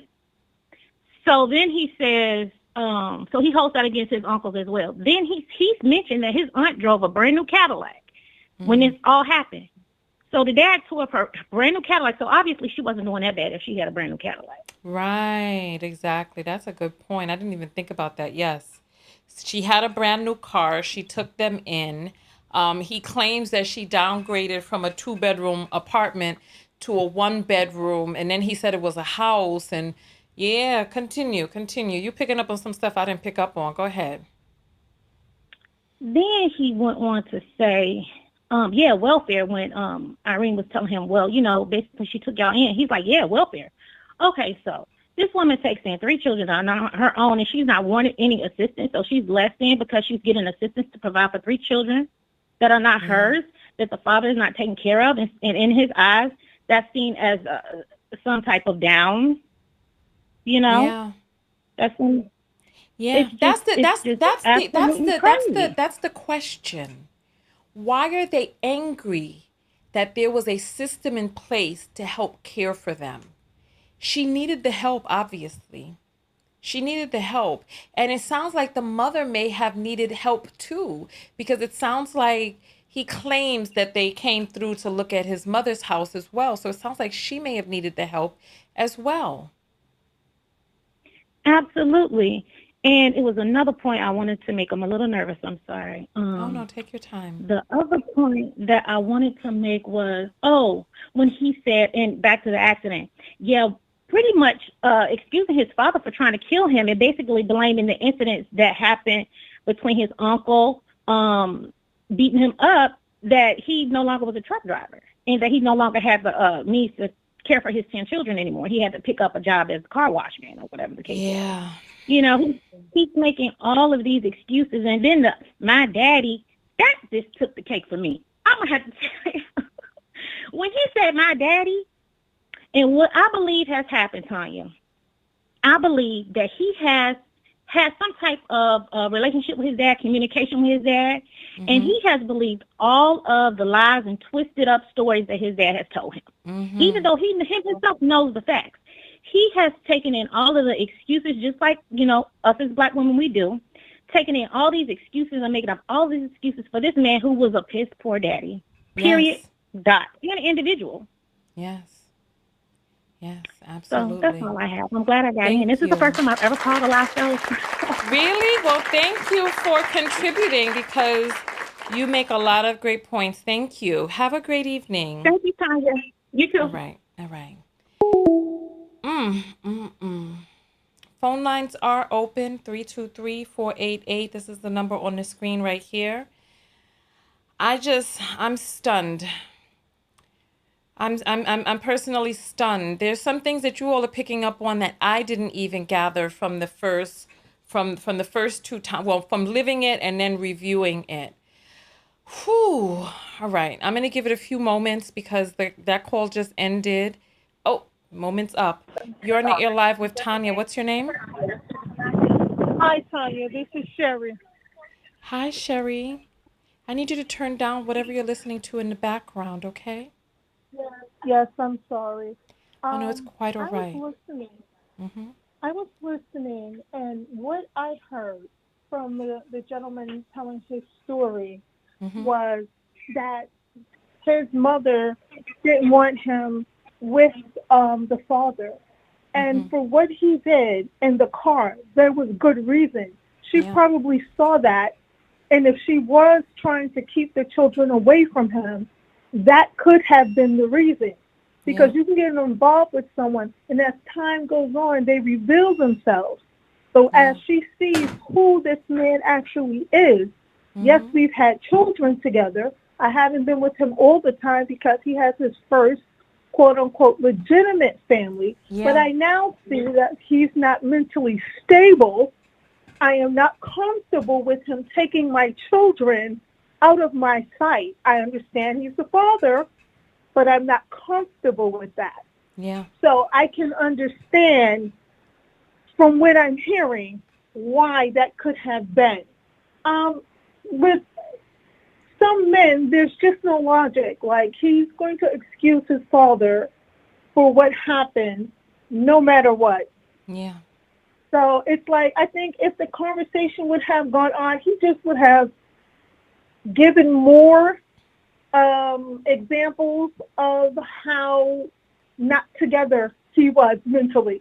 You know what I mean? It just he would have embarrassed himself extremely. Yeah. So that's all I wanted to say. Absolutely. Thank you so much. Thank you. Thank you. All right. Phone lines are open.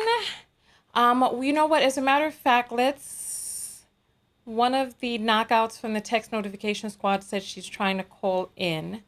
So let me,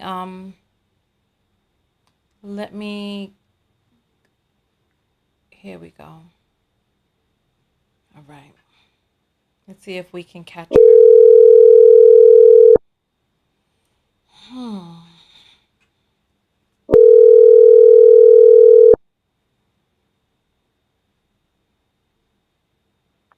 Hi, Tanya. Sorry, I'm going to turn it off. Hey, okay. Can you hear me? Yes. So you're on the air live with Tanya. What is your name? Maurice. Hi, Maurice. So welcome to the broadcast. Welcome. All right. What I wanted to say is, go ahead. I lived being that child from a father, you know, that didn't want to take any responsibility whatsoever. And when DSS took us away, after years and years, because one of my brothers ended up diagnosed with cancer, and he wanted to find out where he came from, blah, blah, blah. So he reached out to him.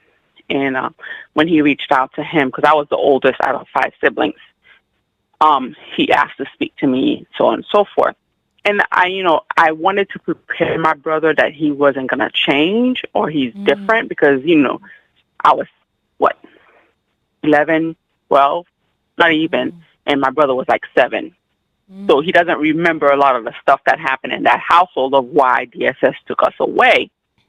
So when he went to reach out to speak to him, he thought that, or what he expected was he was going to be a father that was going to be remorseful and welcome him into his life and so on and so forth. And it was total opposite. And then when I spoke to him, he was like, oh, I didn't give you guys to DSS. The state DSS took you guys from me. So it wasn't my choice that DSS took you. He doesn't think that the actions of what he did caused the reaction of the state to take us from him. He just thinks that they took you from me and you shouldn't have any animosity or remorse or whatever towards me for doing anything wrong. They don't think they did anything wrong. That's why a lot of these mothers, single mothers, are on welfare or trying to find help. And a lot of men are quick to blame these single women for that. And they don't see the reason why these women are on welfare. And they automatically blame the system for kicking them out of the household, but they don't see that it's themselves that kick themselves out of the household. And it's sad because it's like my siblings and I now, we're older, and we know for a fact that our father was the one that was in the wrong. The fact that he does not see that his father was in the wrong baffles me. It's like, this dude came and tried to kill you and, didn't take any responsibility whatsoever, and you still think that he's the king of the earth? Yeah. How is that possible? Yeah. How? I think it goes to show the lack of accountability, not holding yourself accountable, not holding the father accountable. The father took a set of actions that, according to him, made his father lose his job, his good paying job, right? But the thing about it is that his mother was on welfare even when he had that quote unquote good paying job. But the thing that baffles me about it is why they don't understand that children require money. It takes money to raise children. Yes. Child care, from what I'm hearing, is $400 a week. I'm living it now. When I took my ex, I'm divorced. I'm a single mom right now, and I took my ex-husband to court to raise the child support. And he's making way more money than me, and he was hiding his income from me. Took me to court and took the house from me that me and the 2 children that I have with him lived in, and had the court kicked us out and took the house. So I had to move and find another place to stay while the house stayed empty for 6 months. What? 6 months. Yes, the house stayed empty for 6 months while me and the boys were staying at a friend in Florida until I was able to find a place of my own, which now I'm stable. I bought a house and so on and so forth. I'm fine now. But when I found out that the house was still empty because he couldn't sell it, because I knew he couldn't sell it because, there was other houses being built in the area. There's no way nobody's going to buy the house. But his thing was he did not want me to get the house. And not only that, you're making almost 5 times what I'm making. And when I went and got a lawyer and asked the lawyer to increase the child support, he denied it and drug it out like, oh, I want a continuance, I want a continuance, I want a continuance. But I'm like, you're making over $14,000 a month. How much? And I'm paying child care. I'm paying, I'm paying this. How much a month? I'm paying He said that. $14,000 a month. Yes. And at that time he was doing about $1,300 a month for 2 kids. Oh. And my child care was about $800. Just child care. Nothing else was about $800. A month? A month. Wow. So and he was making 14 grand a month. He had to pay you 1,400 in child care.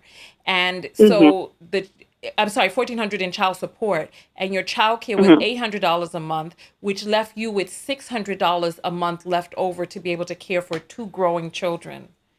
I don't understand why some men don't understand the vast expense that it costs to take care of children. It costs money. I mean, like right now I'm having an issue with the city because there's a school bus that can come pick up the kids, and the school bus is always late. I'm like, look, you cost them an hour per day being late at work because the school bus is always late. The school told me I'm already paying after school care, which is about $600 a month for the 2 kids, right? Which is not bad because they're older now. But the school wants me to pay extra to bring them to school early, which is almost about $160 to $170 per month extra, just to drop them off early. But mind you, my child support has decreased because he refused to show up in court. Oh wow! So I'm only getting right now about $1,150 for 2 kids. So you're talking about the $600 that I'm already paying for after school care, and the school refuses to be on time to pick them up for the school bus. So that's an extra $200. So I'm back to the original payment, right? You know what just doesn't make sense to me? What just doesn't make sense to me is we talked about this in the video earlier that I did where I was blowing up the spot of that makeup company that is just horrifying, right? What's stunning to me is that some people really, truly understand that they have created a human being and that this human being needs to be molded from youth until adulthood to become a viable part of society, as well as his or her own life, right? Yes. Why is it that some men don't want to invest in their children having the finer things, being able to afford a lifestyle in accordance with what the father can afford? I don't understand personally. Yes. I went to school to pick them up the other day, and the camp supervisor told me, "Oh, your sons have told us that they want this program. It's a ranch, so they have horses. They both want to do this horse thing that the program is providing. It's $200 for 6 weeks each. They both want to do it. Where am I going to get the money from?" So when you ask them to increase the child support, they automatically think that child support money is coming to you to go get your hair done, get your nails did. Guess what? I don't wear fake nails. I don't wear weave. You know what? But listen, that's not even the point. That's not even the point. Even if a woman did take money and use money to get, even if she had her hair and nails and all this other stuff, a child still needs to be raised. A child still has to pay for 1/3 of the housing that the child is in, 1/3 of the rent, 1/3 of the electricity, or in your case, 2/3, etc. So the child, you like that guy who came on and was like, "What does a woman bring to the table?" And he's like, "I can pay for everything." No, you cannot pay for a 24-hour-a-day nanny. You can.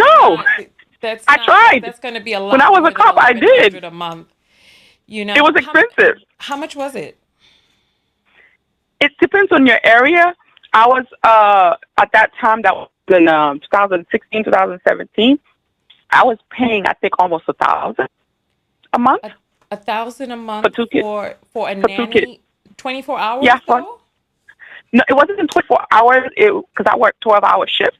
So she would, sleep at the house the nights that I had to work nights and what have you, and drop them off at school or pick them up from school and so on and so forth. And she only worked on the nights that I worked, on the days and nights that I worked. Oh, okay. So if I was off, even though I was off, I still had to get up to go get them, drop them off, and I'm sleepy because I work a 12-hour shift. You see what I'm saying? Yeah, it cost money. I had to buy a new car because the car I had was too old. For me, it was fine if I was single by myself with no kids. But as far as safety reasons, I had to buy a new car. The house I live in, I could afford a 1-bedroom and living with other people. But no, because I have children, I have to get a nicer house because my younger son has allergies and all this and that. I can't get an old house, so I had to buy a brand new house. Listen, thank you so much for participating in the conversation and giving your point of view and your experience. We do have to take more calls, and so I appreciate you lending your voice to the conversation. Thank you, Maurice. You're welcome. All right. All right. I'll talk to you later. Have a good night. Yeah. Wow. You know what? These calls are so deep. It looks like we have about 10 more minutes of calls. You know what? We should probably just take 1 or 2 more phone calls because we have a bunch of apples that need to be read, and then we have to dance our way out as well. I wanted to do another broadcast tonight, but because we were supposed to be doing that broadcast about for Fit and Fresh, but we might have to do it tomorrow. But I'm trying to check and see with the lawyer about whether or not she'll be able to broadcast tonight or tomorrow. You're on the air live with Tanya. What's your name? Hi, this is Essence. This is my second time calling. Hi, you said your name was Essa? Essence. Essence. Okay, welcome, Essence. What is your comment this evening? I have a couple comments. So first, I wanted to start off with saying that I wonder what these men's responses would be if someone from outside of our community came in and had this discussion with them. You know, like from a point of view where they didn't experience anything that we've experienced as Black people, if they would be as defensive, if they would even listen, and for them to explain like how their household ran and see the difference in culture and maybe even possibly learn and heal from it. Because it seems like they don't want to listen to Black women because they feel like they're going to be, I guess, emasculated or something. Like there's this pride that gets in the way. So that was one thing I was thinking. I need an example of what you're talking about. So when you say, would they have this conversation, what conversation are you talking about?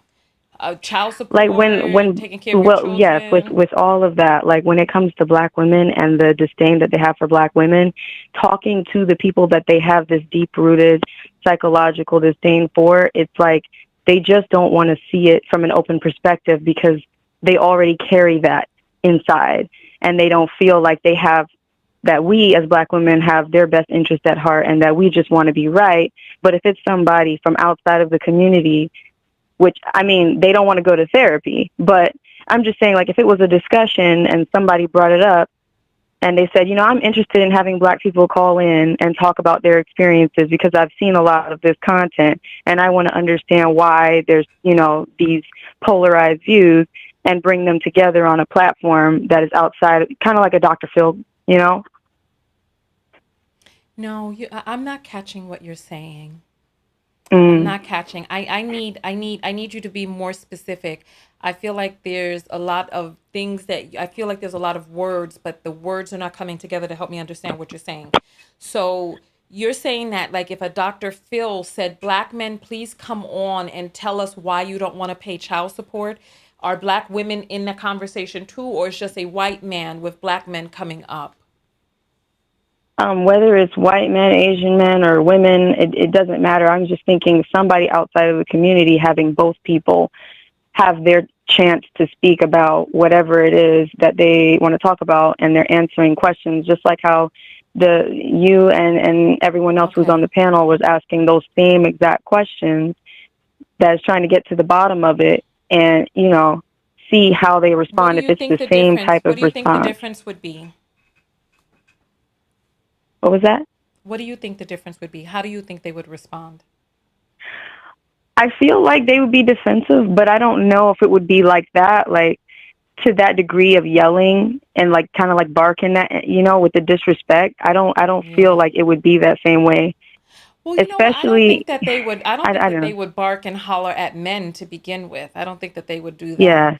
I think that that's a way that they behave with women, but I haven't seen. Oh, but you know what? When I was looking at that panel with Taz on it, there was a guy on there who was hollering and acting like a female dog with the corkscrew penis stuck in it. He was just hollering. So they do holler at each other as well. I think that it like people who don't want to be held to account in a conversation will just start hollering, men and women. But yeah. It just seems like they're trauma bonded to the people that caused them the most trauma, and they see them as the heroes. And like what one of the callers said, like they don't want to accept that, they don't want to heal from that, they don't want to get counseling, and it's just for us to be able to pursue like our own, you know, self-care and expressing self-love. We have to be with somebody that loves themselves and has healed themselves as well from whatever trauma they might have experienced, so it doesn't pass on to the next generation. Because I'm sure that man's father had a very similar situation growing up and didn't heal, didn't reflect from it. So it's just like it's like a curse that just passed down to the next generation, passing trauma down, and then they exuberate the same behaviors. Got you. Yeah.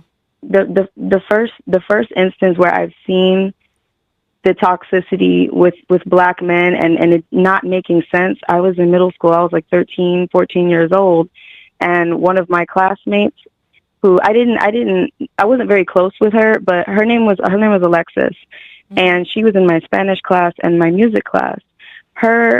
She lived with both of her parents, I believe, and her dad was a former officer at the time.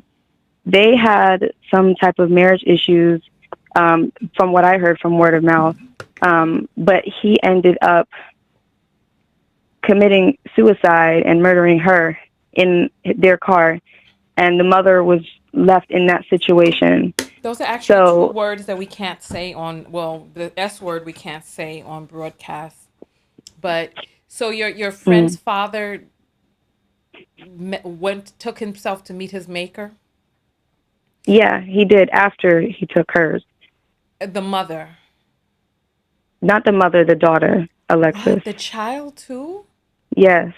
The mother was, she's here today, but like I don't know her personally, but I just know the story because I knew her and I went to that school, and she was one of the only Black girls in our school, and it was just so confusing. I just didn't understand why somebody could go to that point of devastation and then be bitter enough to take the child away from the mother like that. And that's what this story reminds me of.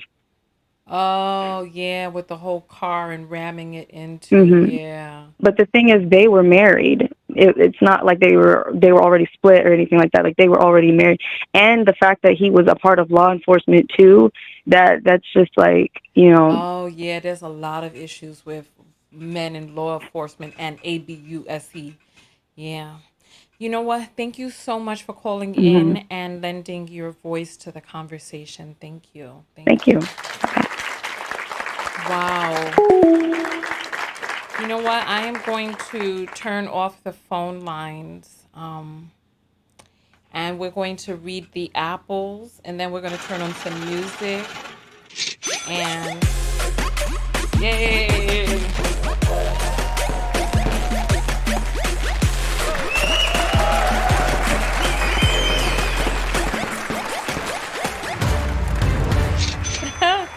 All right, welcome in, everybody. Well, why am I saying, well, I'm tired. I'm talking about welcome in. All right, let's read these apples. All right, Sonny sends $1 and says, he says Black women said his father wasn't SHIT, but never explained why they said he was. Guess he didn't catch that part, but he caught the social worker. Oh yeah, he saw that type of stuff, but didn't see the.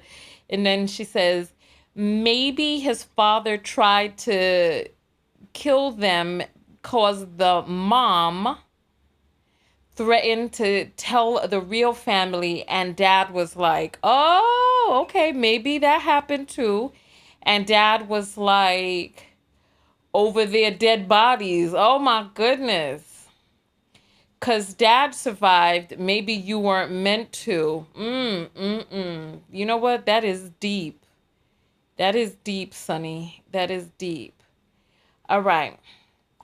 Tandanico sends $5 and says, this mama is a new fan. You, Nylah, Sin, and BWS rock. Well, thank you so much. Thank you. Thank you. Thank you. Thank you. We appreciate that. Thank you. Lisa sends $2 and says, Dusties are allergic to logic and common sense. Yeah, you know, this is the part that's really crazy. The part that's really crazy is that what he was saying just didn't make sense. What he was saying just didn't make sense. Tandanico comes back and says, a fat, sloppy Asian chick with poor health took black men out the home. Yeah, you know what? That's crazy. Child, listen, I don't know. Listen, you're crazy. So let's see. Erlyn sends $10 and says, new member enjoying the show. Thank you so much, Erlyn.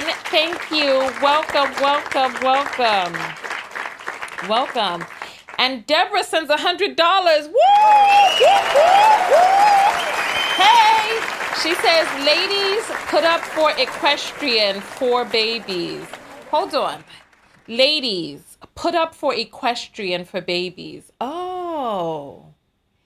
Yeah, you know what? I wondered, let's see, she sent another message. I wonder why she says that. Maurice been there, $100 to help you. All right, you know what? So, Deborah, are you sending that over to, Maurice. Okay, you're saying Maurice, but her name is Maurice, like Mary, with an S-E. All right, so Maurice, contact me and let me send that over to you. Let me send that over to you. All right, so thank you so much for that. Thank you. Thank you. That is pretty dope of you. That is pretty dope. So Maurice, reach out to me. Let me know what your, you know what? Actually, let me search for Maurice's Cash App because I'm sure Maurice has sent something and I'll send that over to you. Let me see. Let me see. If I can find Maurice. Oh, Maurice, I'm looking for you. I don't see you inside the Cash App thing. Maybe your name is something different in the Cash App. So Maurice, send me a message because I need to get your Cash App so I can send that over to you. All right. Thank you so much, Deborah. That is so dope of you. All right. So let's see what else we have here. Let me refresh. I know Maurice has sent me an apple before. I know she has. I'm trying to, Maurice. Oh, here it is, Maurice. Okay, perfect. All right. So let me send this to you right now, Maurice. Oh, my gracious goodness. We don't need you all seeing all of that. But I told you all. I told you all already what the deal is here. So here we go. I'm trying to get into my, oh, it's not. Here we go. All right. So how do I do this? Let's see. I need to go into the send. Here we go. There we go. And then let's see. Maurice. Here we go. There we go. All right. Equestrian donation. I'm sorry, give me just 1 second because I'm the type of person I have to do something in the moment. Otherwise, you know, there we go. All right. Wonderful. So Maurice, girl, you got half of the money for the equestrian. You got it. You got it, girl. You got it. All right. So now let us go ahead and get ready to get out of here. That's what we're going to do. We are going to, All right. Oops. What is this? It's not on the right screen. Here we go. Oh, it looks like some more apples have come in. Give me 1 second. Let me get the apples back up on the screen. Give me 1 second. Give me 1 second. All right. So it looks like, so here, let me send this heart to you. Thank you so much for that. Mary sends $2 and says, peace and blessings to you, Tanya. Thank you, Mary. Thank you. And let's see. Refresh. All right. I think we got it there. I think we got it. I think we got it. I think we got it. All right. There is, let's see. Rainy sends $5 and says, look up insurable interest. I don't know what that is, but I will look that up. Sophia sends $15 and says, your awesome energy, dedication, and platform. Thank you so much. I appreciate that. Thank you. Thank you, thank you, thank you. Shandon sends $5 and says, the rats in the stove took black men out the home. Child, listen, I don't even know what to say about that. This is craziness. This is craziness. I just heard the apple go off. So let me check that real quick. Okay, so I think we got that. I'm gonna leave that other one unthing so that I could find it once I come back through. All right. All right, so I think we got it. I think we got it all tonight. Oh, I don't know why I'm tired. I had a pretty laid back day, but you know, it's like this weather, this all of this stuff. You know what I'm saying? So here, let's see. Should we do some Caribbean or some funk? Which one do we do? Which one do we do? Which one do we do? Which one do we do? Which one do we do? Heck, here we go. All right, here we go. All right, here we go, here we go, here we go, here we go, here we go, here we go, here we go. Let's get our... All right, here we go. All right, here we go, here we go, here we go.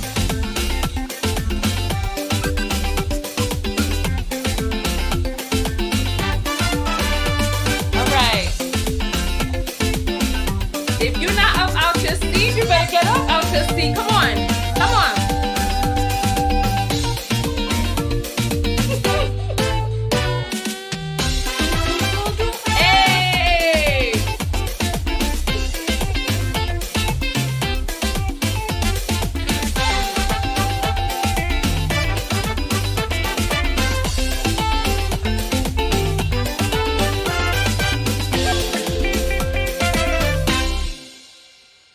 Is that it? No. We got to have one more. We got to have one more. All right, come on. One more again. Here we go.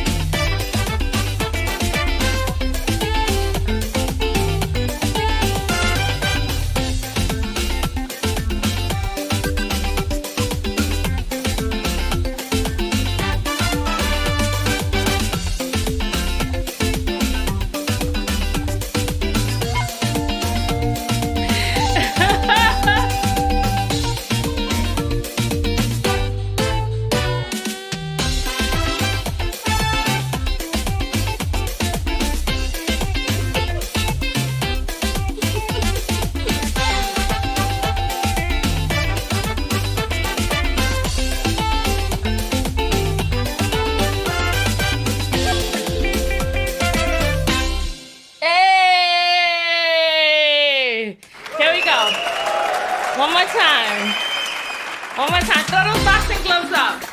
Let me see those boxing gloves.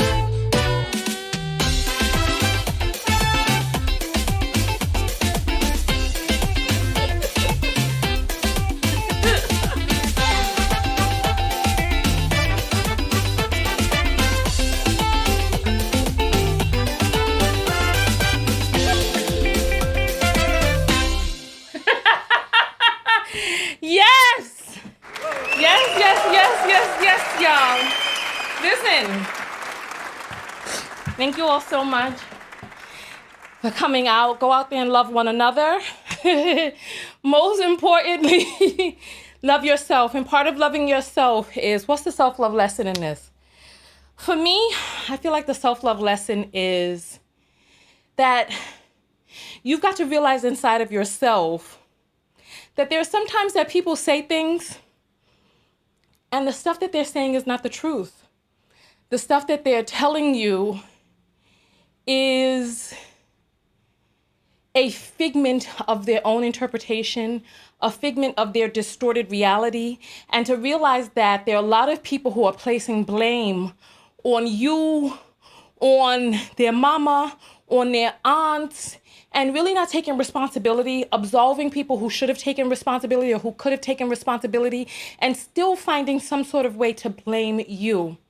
So as a Black woman, the self-love lesson in this is to hold fast in who it is that you know that you are. Stop looking for the approval from other people. Use broadcasts like this to be able to help educate and balance you, because I feel like there's a lack of balance in our community, that there are a lot of us who are who are still under the hypnotic trance of Black male worship, and that we are indoctrinated into it, we are programmed into it, and we don't know where we begin and other people end. And we spend so much time sacrificing ourselves that we feel that the sacrifice comes natural. And there are people who continue to take. I was listening to a broadcast with Nylah on it earlier today, and Nylah was really hard on this guy that she was talking to. And I'm like, these men need to be able to hear the truth. We need to stop clapping and saying Hercules, Hercules, when our communities are in shambles, when there's no centralized Negro bank, when we are unprotected, our food supply, we're living in food deserts, and our food supply can be cut off at any time. We don't control anything, yet we are still exalting these people, calling them kings. And they need to be able to wake up to the truth. As women, we really need to be able to say, no, this is lacking. This is lacking, and it's just not there. It's just not there. So I appreciate all of you coming out and participating in this conversation. I appreciate you commenting and joining the text notification squad and sending the cash apples and staying engaged and sharing the videos with your loved ones. A video like this is so important because it is a different part of the conversation that some people are not having. And there are a lot of Black men who are, you know how in those movies, I think it was like a Bram Stoker movie, there were these vampires inside of this room, and when the light shone inside the room, they began to puff up and turn into dust. Now, is sunlight bad? No. But for particular beings, having the light shone on them is devastating for them. And for people who are used to sucking and siphoning on the community, having the light shone on their vampirish ways is sometimes, may feel painful to them, but what can you do? What can you do? The light needs to be shown on it. So listen, on that note, let us do our last go round. Get up out your seat if you have not already. And I will see you all in the next video. Tanya TKO, and I am out.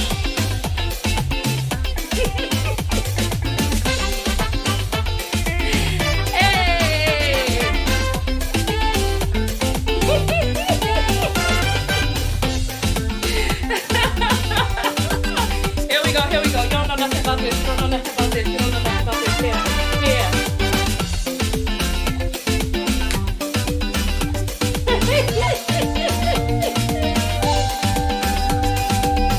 Hey, you're not nothing more that now.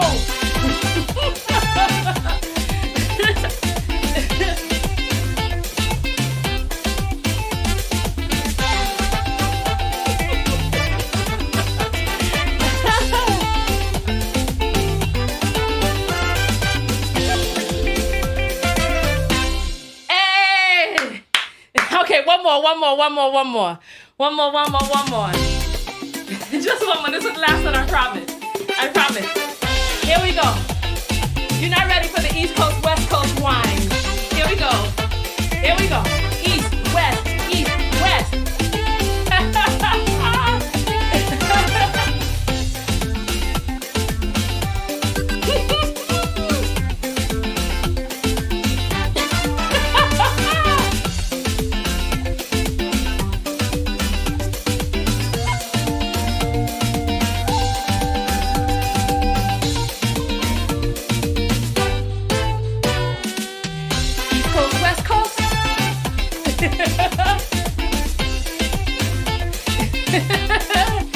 All right. Thank you all so much. Thank you for coming out. Thank you for participating in the conversation. Thank you, thank you, thank you, thank you, thank you. I will see you all in the next video. Tanya TKO and I'm out.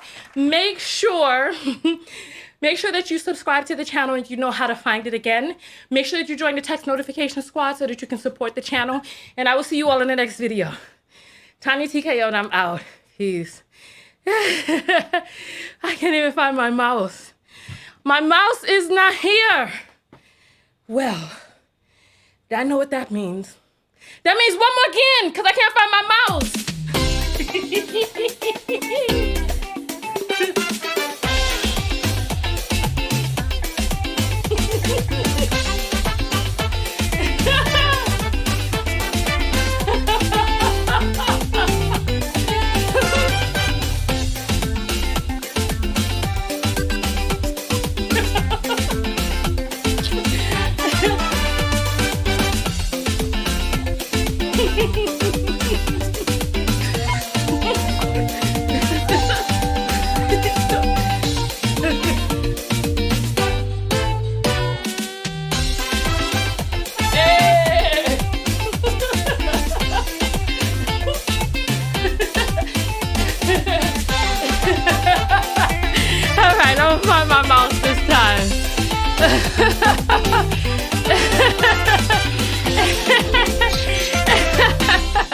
And there's one last apple that came in.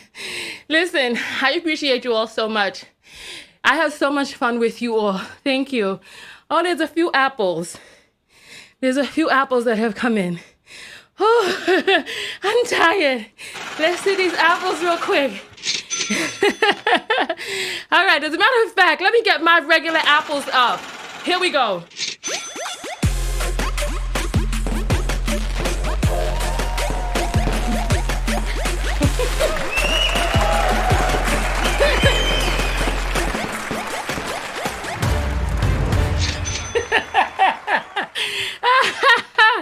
This is too much fun.